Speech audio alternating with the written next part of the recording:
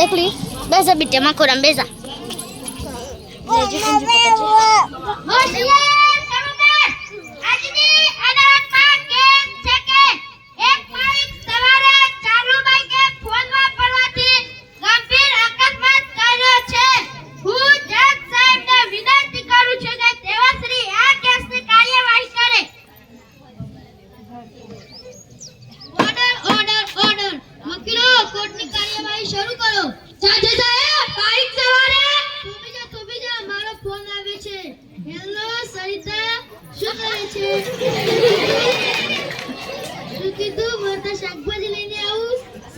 પછી ફોન કરું સારું ચાલો બોલો આ માજીના ત્રણ જોગાને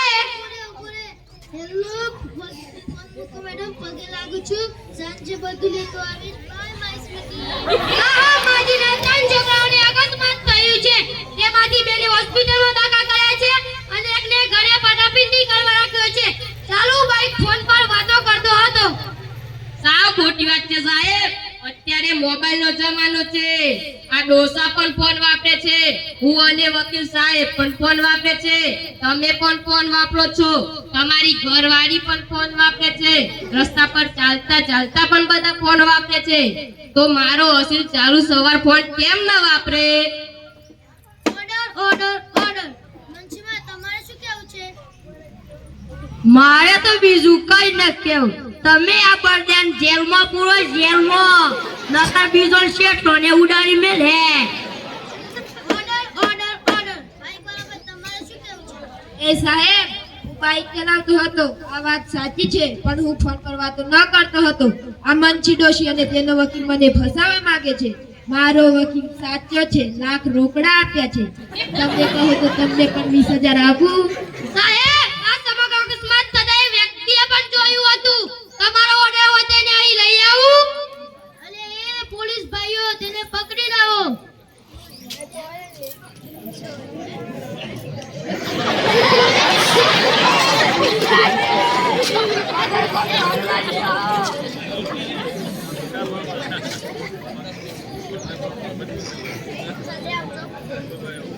સાહેબ આ રહ્યો છે ડોસો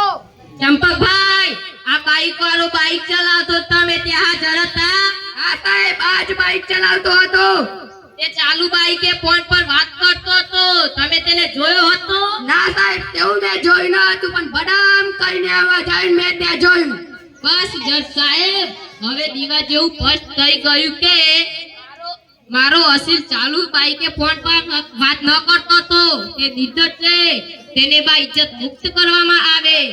એ પછી આ ડોસો ડોસી અને વકીલ ફસાવતા હતા ઓર્ડર ઓર્ડર ઓર્ડર વકીલો અને ચંપકભાઈની વાત સાંભળીને કોર્ટ નિર્ણય લઈ રહી છે કે આ ભાઈ બાઈક ચલાવતા હતા તે સાચું પણ તેઓ ફોન પર વાત કરતા હતા તે સાબિત થયું નથી તેથી તેમને નિર્દોષ જાહેર કરવામાં આવે છે જજ સાહેબ હું એમ કહેતી હતી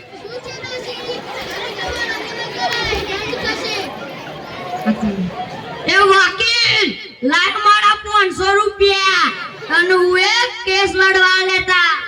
એ પાછા ન મળે કે સારી જાય કે જીતી જાય એ તો અમારી ફી કરવા એ બાઈક વાળા તું હોય તો બસી જો પણ ઉપરવાળાની અદાલતમાં નહીં બસે યાર કુડોઈ હવે ગે ભૂખ તો લાગી હે આ સોથી આયો પાછો જીભડો આલ્યો સા જીભડો